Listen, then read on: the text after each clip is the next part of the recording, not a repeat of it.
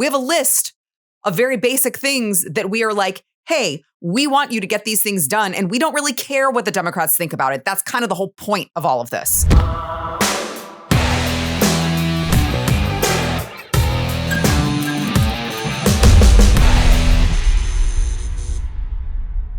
Welcome to the first 2025 episode of Come and Take It. I am Sara Gonzales, and Happy New Year, everyone. I hope you guys have all had a great, restful Christmas and New Year's season with your friends and loved ones. And there are, with the new year, of course, there are a lot of really, really great things that we can expect to come with, of course, the 47th president being inaugurated on January 20th, Donald J. Trump, who I expect will work very hard to clean up a lot of the mess that affects not just Texas, but of course the entire country. But with the new year, I'm not going to be Debbie Downer, okay? I'm here to inform you, the public, and you can take that information and do whatever you'd like with it. I'll make friendly suggestions along the way, okay? But with the new year that I'm very, very excited about, and you should be too. However, with the new year also comes some new, yet so strangely familiar challenges here in the state of Texas. One of which is that we have that Texas House Speaker vote actually 1 week from today. And I want to give you guys, those of you who are already informed about what's going on, I want to give you kind of an update. But all of you, at the end of this, I am going to remind you, I'm going to urge you to contact your incoming representative today. Do not wait until tomorrow or the day after that. Start contacting them today at the end of this episode, okay? Let them know that you want to be represented in their vote on the Texas House floor for Speaker of the House, because I know we did not come this far last year working so hard last year to reform the Texas House just to be squashed by the establishment cronies in the 11th hour, okay? We could not let that happen. It's a very simple thing that I'm asking you to do. It will take maybe mere minutes of your time, but I'm going to ask you to do it at the end of this episode, all right? So for those who missed this, my initial episode that I did on this at the end of last year, I will link the last episode on this topic, explaining the details in the description of this video, because I'm just going to give you kind of a higher level summary. The summary is this, all right? Voters last year in the primaries and the runoffs, voters in the state of Texas overwhelmingly voted in Republicans who promised Texas House reform. No more Democrat chairs. No more bartering with the Democrats. Like, this is Texas, and we should be utilizing our majority to make this place as freaking red as possible, right? Cram your agenda down the throats of the Democrats. That's why we are telling you, we're giving you the majority as the voters. We're like, here, take this and run with it, because we don't like what the Democrats have to say. That's why we're not voting for them. That's why they don't have the majority. And by the way, don't forget, if the shoe were on the other foot and the Democrats somehow had the keys to the castle, I got to tell you, they would be jamming as much of their crap as they could down our throats as well. That's just the way it works. Okay. So school choice, pass it, eliminate property taxes, get it done, right? Like, we have a list of things. Stop sexualizing Texas children. We have a list of very basic things that we are like, hey, we want you to get these things done, and we don't really care what the Democrats think about it. That's kind of the whole point of all of this, all right? So we had Dade Phelan, former Texas Speaker of the House, who, of course, is still, unfortunately, a Texas state rep. I hate that guy. Barely hung on by the skin of his teeth in his own primary, okay? But he dropped out. And the race for speaker was, of course, between Dustin Burrows, who is basically Dade Jr. He stepped in at the last minute to save the Dade agenda from dying, and Representative David Cook. Now, David Cook won the GOP caucus vote, mostly because a bunch of them acted like spoiled little toddlers who were throwing a temper tantrum, and some of them left. And so they didn't all vote with their own caucus because they said, we're taking our ball and we're going home. We don't want to, if we didn't get our guy, we're not voting at all, which is, I mean, something I have to tell my 4-year-old not to do. It's really strange when you have to tell a group of grown adults not to do it. But, I'll digress. Okay. That's just sad. So even though the GOP caucus members are supposed to abide by a rule, if you are part of the GOP caucus, you need to abide by all of our rules. One of them is that you are committed to honoring whoever their guy is that they vote for speaker. They have to honor that caucus vote. And whoever gets it, you guys are supporting them. Because what are you, a Democrat? Well, turns out some of them are showing their true colors. And in fact, they might be. Maybe they should run in the primaries next year under the Democrats instead of the Republicans. So, which as it turns out, they might be forced to do, but we'll get into that. So they are supposed to honor this rule. This is what they signed up for. Okay. And instead, this group of 31, which I believe is dwindling by the day. So it's hard to say at this point in time, as of the time of this taping, exactly what that number is. But the point is, it is not the majority of the Texas GOP caucus. It is very much the minority that is supporting Dustin Burrows. Now he's trying to steal it. And he's saying, well, actually, I do have the votes to become Texas House Speaker because I'm working with the Democrats now. Now I have less Republicans support than I have Democrats. But I'm working with the Democrats now, so you're going to be forced to support me because I already have the votes. I'm just working with the other side. That's ridiculous. Now, again, I hate the amount of times I have to say this. Who needs enemies with friends like these? Who needs enemies at all? What do we need Democrats at all when you have Republicans stabbing other Republicans in the back? Republicans who are refusing to honor the rules that they set. Looking at you, Dustin Burrows, okay?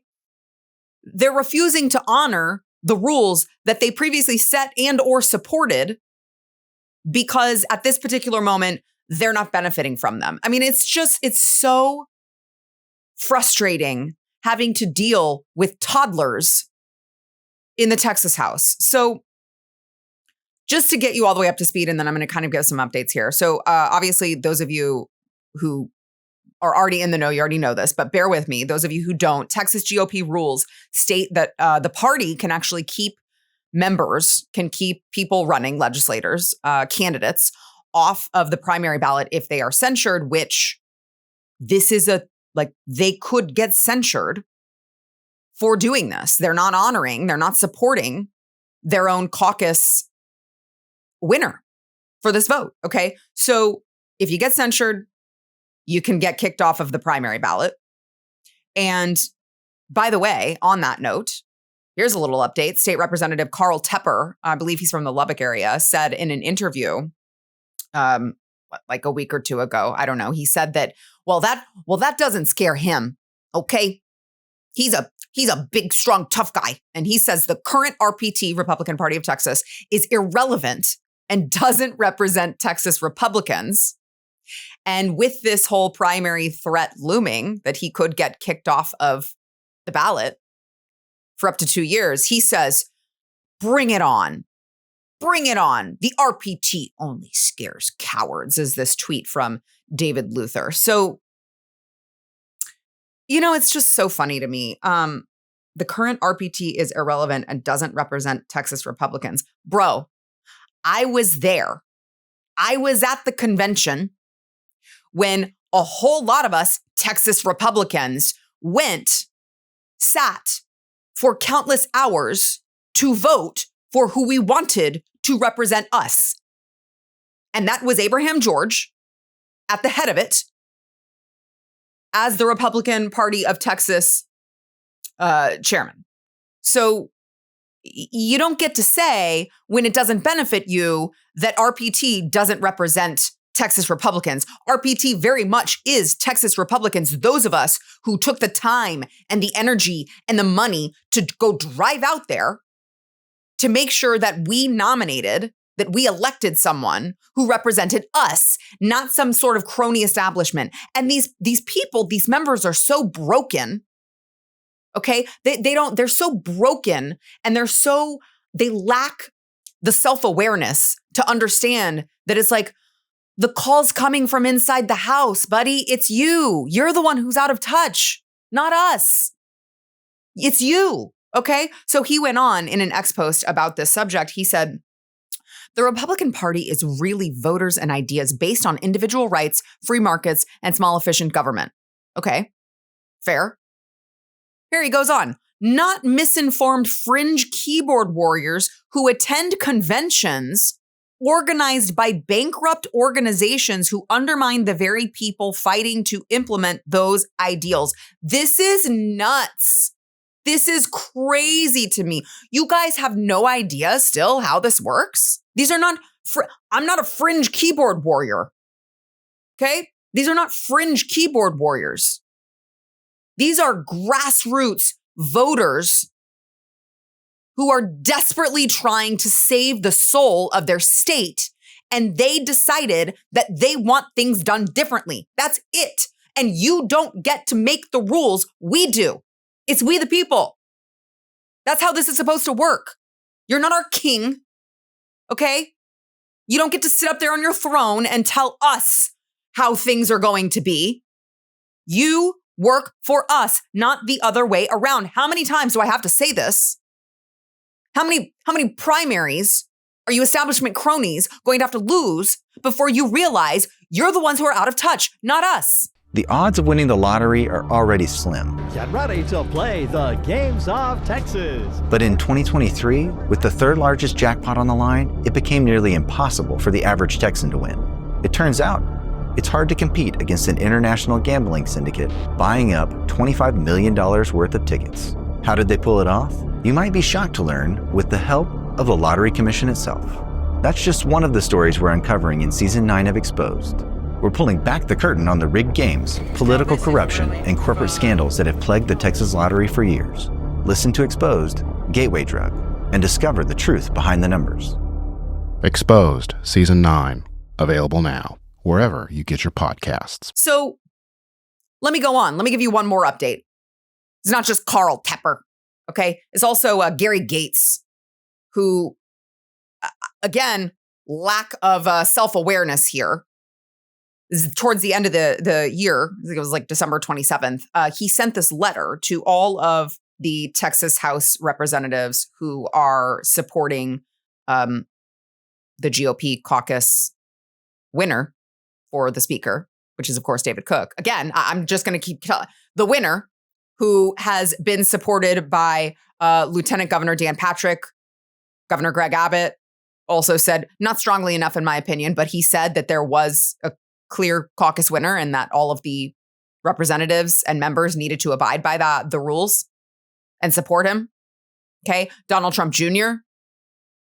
has come out in support of David Cook. Ken Paxton. I mean, all of our, not just our state leaders, but like national figures have come out and said, guys, what the heck are you doing? What do you do? You don't make a deal with the Democrats in Texas. That's embarrassing. That's not the way it works. Fall in line. Yes, fall in line. Remember all the times that we wanted someone more conservative in the primary and you guys won? And what'd you say? Fall in line. Make sure to vote for him. Don't want to get a Democrat. Okay, now it's your turn.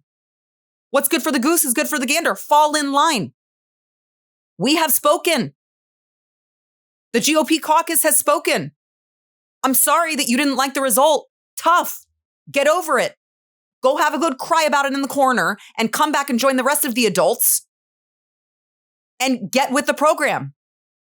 Oh, I'm sorry. You don't like it when it's told to you?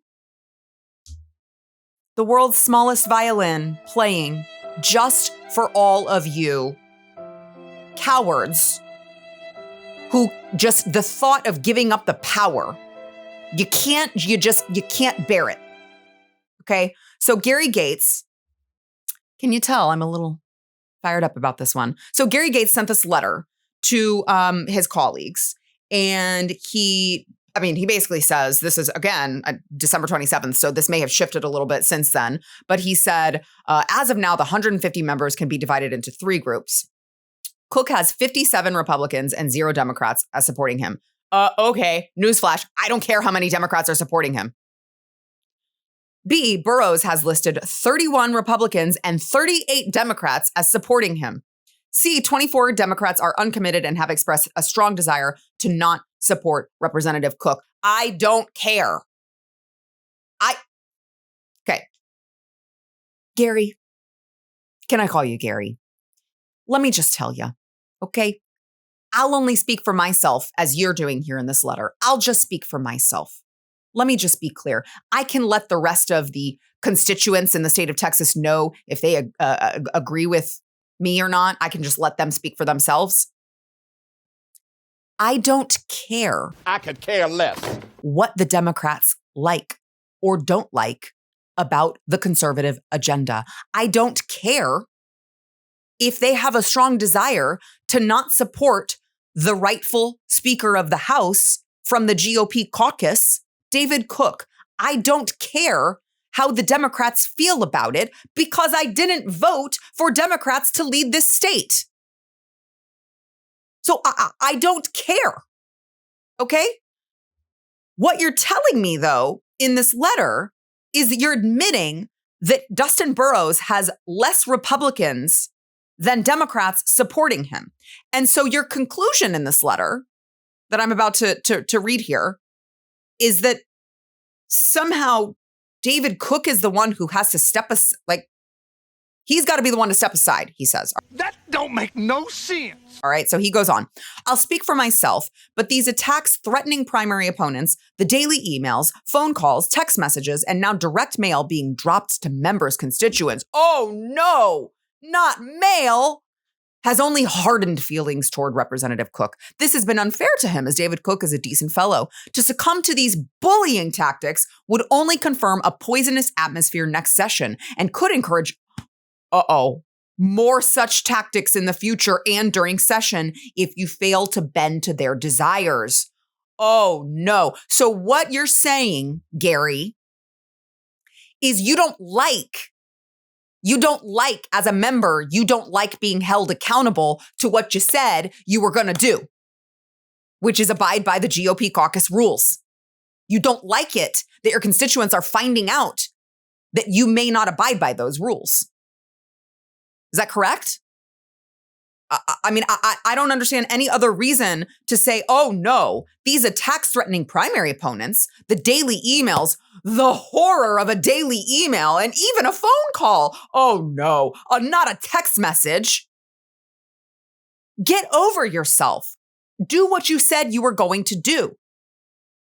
Honor the rules that you guys put in place to police yourselves, and you wouldn't get the daily calls. They're not like threatening a primary opponent. Yeah, that's usually how it works if you don't do what your constituents expect you to do. It's not a threat. It's a promise. That's all there is to it. And the fact that you're so defensive about, oh no, there might be more tactics of these in the future. Yeah, it's called holding you accountable. Welcome to the new Texas Republican Party. If you don't like it, I'm sure there's a lot of jobs that you could find. This is the new Republican Party in the state of Texas. Fall in line, okay? But he thinks somehow, I'm going to go on in this letter, he thinks somehow that David Cook, the rightful winner, should be the one to step aside. He said Representative Cook must personally accept the situation and agree to step aside, but only when a replacement candidate can be shown they can get the additional support to exceed 76 votes. He goes on, remember, this is a war, and in a war, rules are often broken. Don't bemoan the tactics by the other side. They are in it to win. In a war with two countries, they might start out agreeing to play by certain rules, but in the heat of the battle, you will break rules when everything you stand for, including your life or your family's, is at stake. In this contest, second place is meaningless if you have an opponent who will not build bridges to ensure success. Guys, get over your hurt feelings. You got hurt fifis. I understand. The people have spoken. We are not a bunch of fringe keyboard warriors with they always create this illusion of like these billionaire puppet masters leading us with the strings, all these kooky billionaires that are controlling the state of Texas. No, Gary, Carl, and the rest of you lot. Okay, We are real people. We're not fringe keyboard warriors. We're the ones who are showing up to poll greet for free, to volunteer for free. We're the ones block walking for the actual conservative candidates for free, educating people for free, volunteering our time to make Texas a better place. The grassroots are not some mythological creature. So we're not, oh, there's Bigfoot. Can you ever really find them? No? Sasquatch? But do we really know that they exist? We've never seen any photographic proof. We're not some mythological creature. The grassroots, activists. Okay? We are the ones holding you accountable to make sure that this agenda, this new Republican agenda, is as conservative as possible. And you work for us, not the other way around. Period. Okay? And if you're unsure about how that works, and you're unsure about not the threat, the promise to find you a primary opponent, or in some cases to just get you off of the primary ballot, if you are unsure about how this works, how this process works, why don't you ask Glenn Rogers? Why don't you ask Justin Holland or Kronda Timich or Lynn Stuckey? Why don't you ask all of the others who just lost in their primaries last year because they thought they knew better than their constituents and they were not ready to fall in line? Why don't you ask them? I hear they have a lot more time on their hands now. Guys, now is the time, is what I'm telling you. If these people, these establishment cronies, at the end of the day, if they are allowed, after all of the work that we have done to keep the status quo, after all of the work that we have put in, all of the time that we have put in to show them we are awake and we are ready to transform the Texas legislature, and we're not taking any more of their crap. If they're allowed to keep the status quo after all of this, they're not going to take us seriously for a very long time. Okay? So this is one last just call to action for you guys. First of all, share this show with your friends. Make sure you like it. Hit the thumbs up button. Make sure that you comment. It will help us in the algorithm. If you're listening on the audio side, make sure that you rate and review Come and Take It, because it will help more people be able to find this show. But if you do, I'm going to ask you to do two things. Number one is share this show with your friends and your family, okay, here in the state of Texas. Number two is there is a link in the description of this YouTube video to go to the Texas House website. You can go, it's like, if you don't know who your representative is, find my rep, and you enter your address and they show you who your representative is. Reach out to them, contact them, send them an email, send them a daily email if you'd like, even though, some of them apparently don't like, Gary Gates doesn't like that. I don't care. Send them a daily email, okay? Contact them, send them an X post, call them. Send smoke signals. I don't care. Do all of the things, okay? Explain to them that you expect them to abide by the rules that they set for themselves. And if they don't, that you will actively support a primary against them. Do it today. And the day after that, and the day after that, okay? Contact them. Put the pressure on them. Make sure they're feeling the pressure. As you can hear from Gary Gates, they very much don't like to be held accountable. They very much don't like the pressure. I don't care. I don't think you do either. I'm not in it to make sure people's feelings don't get hurt, okay? I'm in this fight for my kids to save the soul of this state. The country too, but really the state. Because if the country all goes to hell, it's Florida and it's us. And Florida is out Texasing Texas right now, all right? We need to change that. And the way to do that in 2025 is to make sure that we have the most conservative speaker that we could get. Contact your incoming or your current representative, if it is in fact one and the same person. Contact your new representative and tell them, make the time, make sure you get your voices heard, all right? And pray about it, okay? Because there's a lot that we need to accomplish in the year of 2025, and it starts on January 14th with the speaker vote. So contact him and pray, guys. And you know what? Again, We will have challenges this year, but we are also going to have a lot of major wins, a lot of exciting things in store for us, not just here in the state of Texas, but in this entire country.